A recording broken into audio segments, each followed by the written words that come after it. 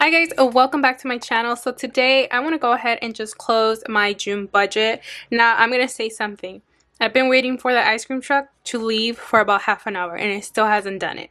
So you might hear that in the background, but let's hope you can't really hear it in this camera. But anywho, here we are. So I was at mistake for not having recorded this weekly check-in. I thought I was recording and it didn't happen, so now I'm here re-saying the intro, so let's get right into it. Okay, so I'm just gonna go ahead and close it out, and I'm gonna go ahead and use the numbers that I have right here. And I want to say thank you to everyone who caught my mistake earlier on in week 3. You guys did let me know in my spending amount category I did not include my $68.74, which did bring this number down, which helped a ton. So thank you guys for pointing that out. I really appreciate it. I didn't catch it, so you guys are the best. So now when closing my June budget, I use all my real numbers. So what that means is that I go ahead and I take a look at everything that happened in my monthly spread. So I take out the real numbers of what happened with all my bills. I do all of that and I incorporate them here. I also go ahead and take out all of the real numbers that I spent in each category. Like that, I can actually have true numbers of what I spent in these. And then at the end, I add it up and I subtract it by my actual salary that I made in this month. So I'm going to go ahead and get started, and like that you guys can follow along, and here we go. So for work benefits, hopefully you guys can see that. Let me zoom you guys in. For work benefits, this was true. $128.91 was spent on vision, medical, dental, and life insurance. My credit union did pull out the normal $274, and this is because this is a fixed rate loan that I have with my credit union. This is supposed to be paid off in 3 years, I believe. So that's why the payment is so large, and it's also auto deducted just because that was what I agreed upon. Patreon was $10 this month, which I have now canceled. My phone bill is $57, or was $57. I did pay that, and that is because my phone is bought outright. And I have a $45 unlimited plan with Spectrum and $12 or $13 insurance. So that's what makes up that number. My Bank of America card, that is the one that I use for my mom. I did pay her $55. A lot of people ask me about this. This is a credit card that I used when I was in college. I think I racked up like $1,000 in it, and I'm pretty sure I paid off the balance from all the times I've been paying it, but she is my mom and I will keep helping her with it, so just back off if you guys don't understand that. But yeah, MetLife policy, I didn't pay a dime. They did not pull out any money from my account for car insurance or renter's insurance. One thing that I did find out was that my renter's insurance policy was paid in full back in May. But they did stop all payments due to COVID-19. But in July, this will resume from the email that I received. But for the month of June, it was $0 that got pulled out from my account for renter's insurance and car insurance. Student loan, I didn't pay anything. I didn't pay this minimum, but I did have a debt payment. So I will count that into my debt payment instead of just having this as a minimum payment, because I didn't do a minimum payment. Because at the current moment, all student loans, if they're at least by mine from Great Lakes, are in forbearance and are at a 0% interest rate. Natural gas was $16.23. I believe we got, I don't know if it was in May or in June, but we did get a California climate credit or something like that. But this month it was $16.23, so I don't think it applied for this month, but it did apply for the prior month. Now Father's Day, I'm gonna go ahead and put 0 right here, because in my weekly check-ins I did add it on to the spending, and I don't want to mess that up when I go ahead and add my spending amount. So this is kind of considered over here as is, so I'm gonna go ahead and put 0. Unbudgeted, I did have unbudgeted. I had a total unbudgeted for the month of $181.59. So I'm gonna go ahead and put that down here. So $181.59. Now I put that there because in every budget there's gonna be some type of unexpected expense. Now the most that I got was because my boyfriend broke my glasses. I had to get those replaced. So I did go ahead and use my medical fund, but it wasn't enough. So I did have to pull out a large amount of money from my own bank account to cover the cost. So my total budget expense was $181 with 59 cents. Now I'm going to go ahead and add everything up so we can get the total actual bills and expenses that I had for this month. So $128.91. Now, if you catch any mistakes, I will review the footage, so hopefully by then I can catch it. But if you see one comment correcting me, please don't keep putting the same comment. It kind of gets annoying. I'm not gonna lie. But yeah, 57 and then 55, 1623, and then 181.59. So I had a total expense for this month of $722.73, which is a lot less than what I expected to actually spend for the month of June, which I'm totally happy about. Now let's go to rent. Rent was actually $850. That is just my portion. And now let's go to groceries. Now this is the part that I didn't go ahead and add, but this is the part that I didn't film by accident. So let's go ahead. So for groceries, $56.84 plus $9.10, and that is it. Correct?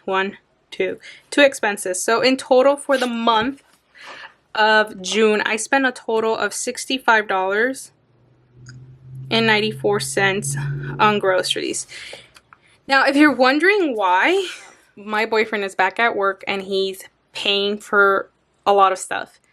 He knows that, you know, he wants to help me out, so he has been taking care of eating out a lot and buying food. So, yeah, groceries is very low this month for me because he's just been taking charge of everything, and bless that man for him doing that. So now let's go into my spending. So my spending was $16.90 the first week. The second week I was at $243.96, which included Father's Day. And then we have $213.55. Then we have $12.34, and then $0. So I actually had a total expense of $486, which is huge, and 75 cents. Now I will say that I will drag those $100 over here, so technically this category is $450, so I kind of went overboard by $36.75. Gasoline, I can tell you right now, was only $30. I pumped one time, and it was like last week, and I pumped $30 and it gave me a full tank. So I don't think I'll be pumping gas anytime soon unless I'll be traveling a lot, which I might or might not, so we'll figure that out. Sinking funds, I did give myself $40.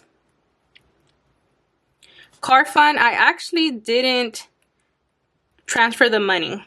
I haven't thrown anything at my car fund, even though I said I was in my previous paycheck too. I still haven't done it, so it might count towards July instead of June, but that is what happened. I didn't actually transfer out anything. Now for debt payments, I did actually start throwing a lot of debt payments down here, which is when I started finalizing my budget, like when I finally got paid and realized that everything else was paid. So for debt payments, I did $473.22 plus $135 plus $136, and then I think I was saying that once I got paid on Thursday, I realized that I still had $364 to spare to throw at my debt. So in total, I threw $1,108.22 at my debt. That's exactly what I did for the month of June. I was kind of disappointed. I'm not even gonna lie. I was really disappointed on that number because I really wanted to reach $1,500, and I was short almost $400, which is fine. I don't mind, but I did not hit my $1,500 goal. But anywho, I'm still happy with the progress I'm doing. So now I'm gonna go ahead and add everything that I actually did spend and save my money for. So $850 plus $65.94 plus $486.75 plus 30 plus 40 plus 1,108 with 22 cents. I spent a total of $25.80.91 on like normal living costs, which is not actually that bad. So here I kind of went overboard by like $400, but that's fine. Well, technically, if we take out the 100 from Father's Day, more of like $300 maybe. Anywho, my cash and savings was $25.80.91, and my bills and expenses were $722.73. And my actual income with selling a planner as well, I actually did sell a planner that I had in my collection from Gillio. I actually ended up making for the entire month let's put it here, $3,696.93.